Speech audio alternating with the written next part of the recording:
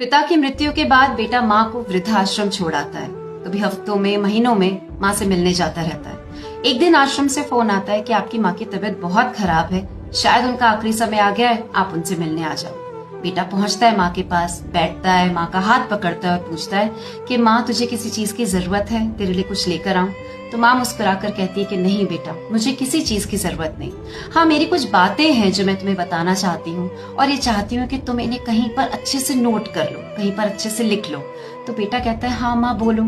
माँ कहती है कि बेटा, आश्रम की जो खिड़कियां है ना, मैं चाहती हूँ तुम इन पर पर्दे डलवा दो, क्योंकि ठंड में जब इनसे हवा अंदर आती है तो आश्रम के सारे बूढ़े ठंड में ठिठुरते रहते हैं। गर्मियों में भी ठंडे पानी का इंतजाम करवा दो, क्योंकि इतने गर्म पानी से प्यास नहीं बुझती। और आश्रम के खाने का इंतजाम भी ठीक नहीं है, मैं भी हफ्तों हफ्तों यहाँ पर भूखी रही हूँ, तुम यहाँ के खाने का इंतजाम भी ठीक करवा दो।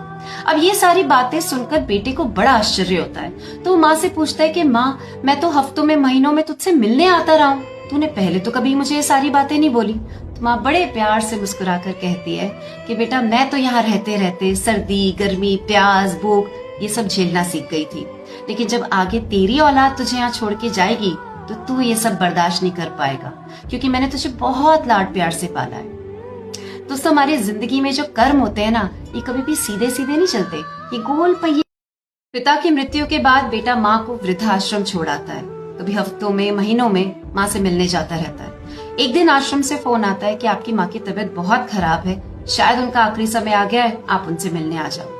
बेटा पहुंचता है माँ के पास, बैठता है, माँ का हाथ पकड़ता है और पूछता है कि माँ तुझे किसी चीज की जरूरत है, तेरे लिए कुछ लेकर आऊं? तो माँ मुस्कुराकर कहती है कि नहीं बेटा, मुझे किसी चीज की जरूरत नहीं। हाँ, मेरी कुछ बातें हैं जो मैं तुम्हें बताना चाहती हूँ और ये चाहती हूँ कि तुम इन्हें कहीं पर अच्छे से नोट कर लो, कहीं पर अच्छे से लिख लो। तो बेटा कहता है हाँ माँ बोलो। माँ कहती है कि बेटा, आश्रम की जो खिड़कियां है ना, मैं चाहती हूँ तुम इन पर पर्दे डलवा दो, क्योंकि ठंड में जब इनसे हवा अंदर आती है तो आश्रम के सारे बूढ़े ठंड में ठिठुरते रहते हैं। गर्मियों में भी ठंडे पानी का इंतजाम करवा दो, क्योंकि इतने गर्म पानी से प्यास नहीं बुझती। और आश्रम के खाने का इंतजाम भी ठीक नहीं है, मैं भी हफ्तों हफ्तों यहाँ पर भूखी रही हूँ, तुम यहाँ के खाने का इंतजाम भी ठीक करवा दो।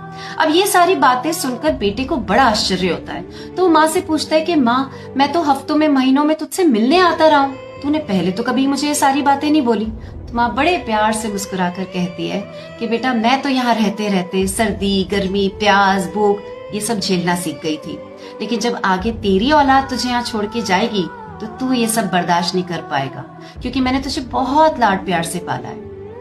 दोस्तों, हमारी जिंदगी में जो कर्म होते हैं ना, ये कभी भी सीधे सीधे नहीं चलते, ये गोल पहिए